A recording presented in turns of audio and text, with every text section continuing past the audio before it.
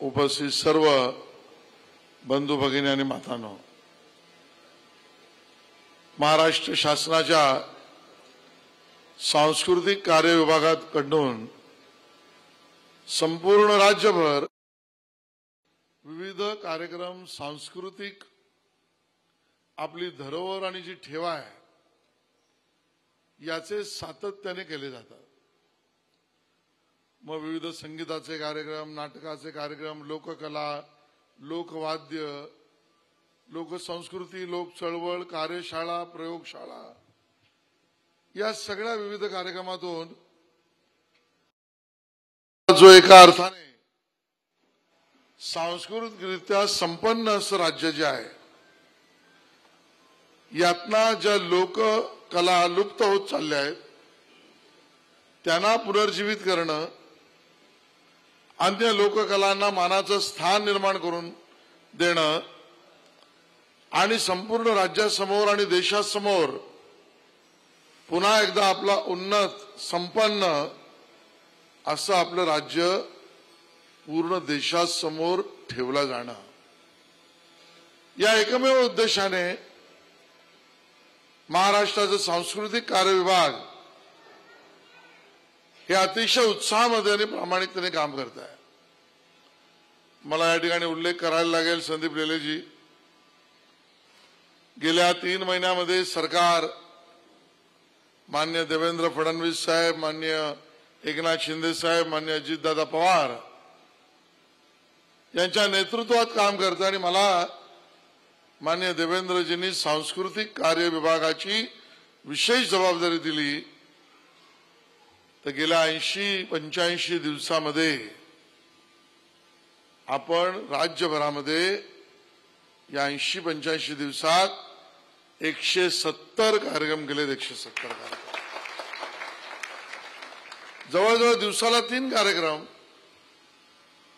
या संस्कृती वर्धनाचे,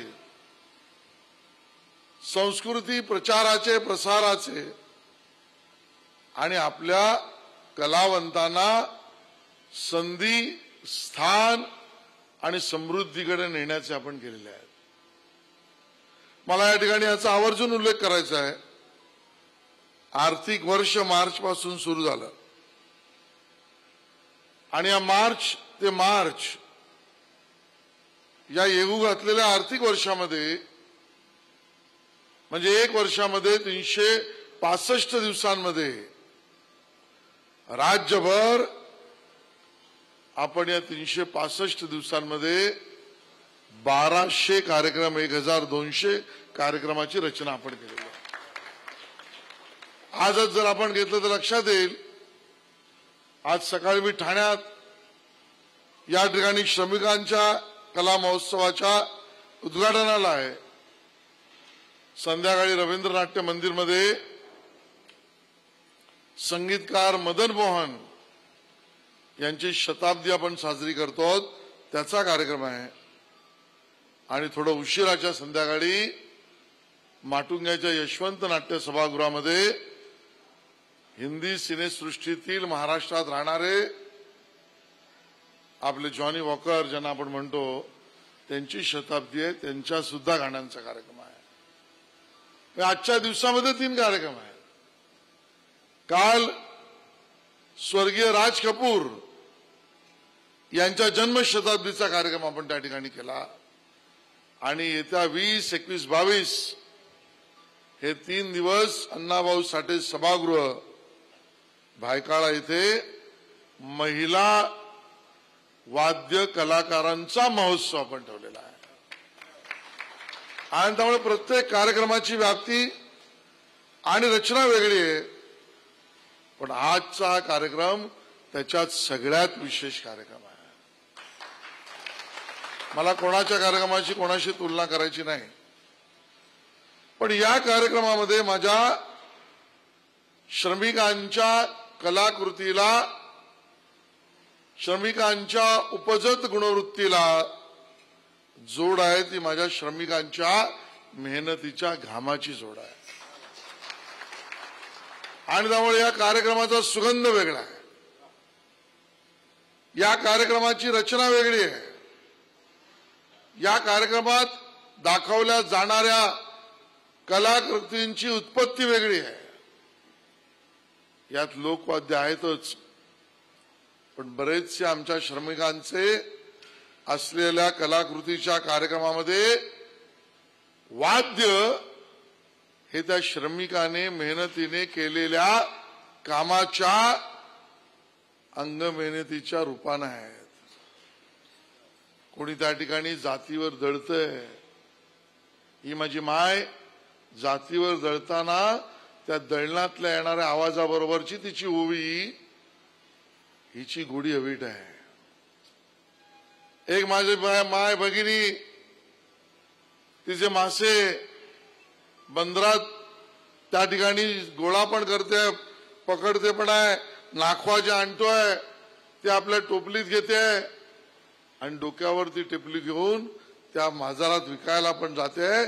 त्यामध्ये माझ्या माय भगिनी आणि बंधू जे माझे कोळी बांधव आहेत त्यांच्या पारंपरिक संगीताबरोबर त्या असलेल्या मत्स्याचा सुगंध सुद्धा आहे. माझ्या या श्रमिकांच्या कार्यक्रमामध्ये संबळ आहे, जे माझ्या आई तुळजाभवानीचं दार उघड बाई दार उघड म्हणताना तिच्या बरोबर आरती आणि तिच्या आर्तव करण्याचं साधन सुद्धा आहे.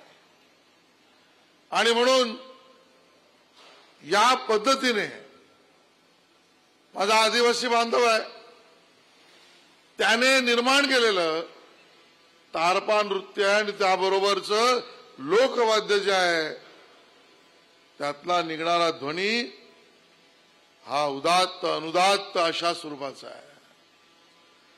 त्याची तुलना अन्य कुठल्या लोकवाद्याबरोबर होऊच शकत नाही. अगदी आजकालच्या काळामध्ये माझा जो श्रमिक बंधू बांधव हा त्या ठिकाणी डबेवाला म्हणून सुद्धा काम करत असेल तर त्या माझ्या डबेवाल्याने निर्माण केलेल्या मॅनेजमेंटची जशी चर्चा आहे तशी त्या डब्याच्या आवाजातना त्याला सुचणारं गीत संगीत आहे. रेल्वेने जाणारा माझा श्रमिक आहे, त्या पट्टीवरना चालणाऱ्या माझ्या रेल्वेच्या इंजिनाच्या आवाजावर त्याला सुचणारं गीत आणि कलाकृती त्यामध्ये आहे. याच्यामध्ये एक ढाचा नाही आहे.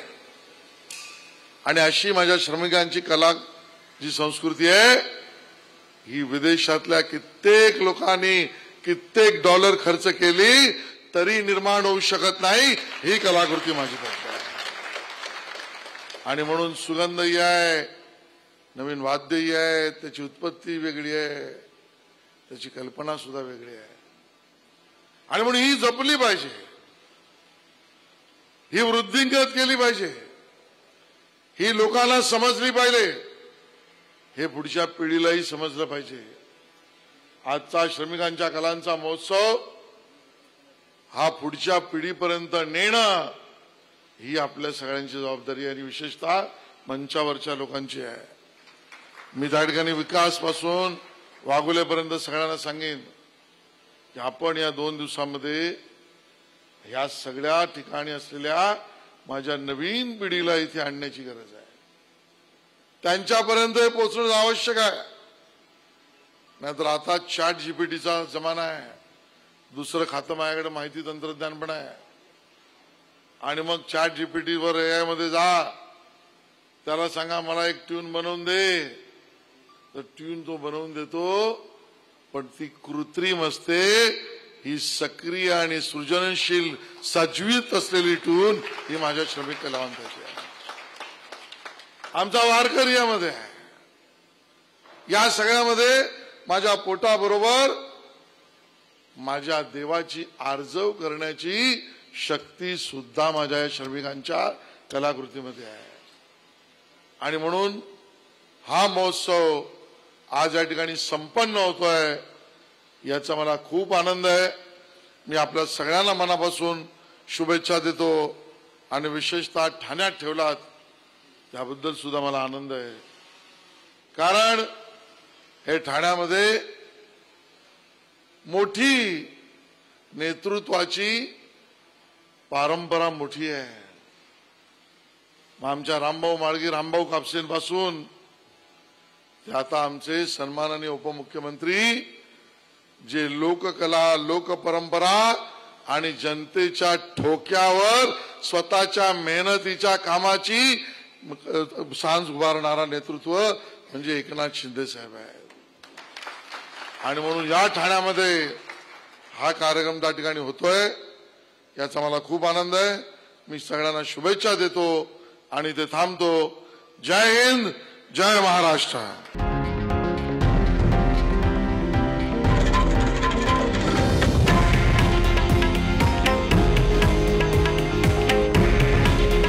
हे आहे देशातील नंबर 1 न्यूज नेटवर्क आणि आपण पाहत आहात TV9 मराठी.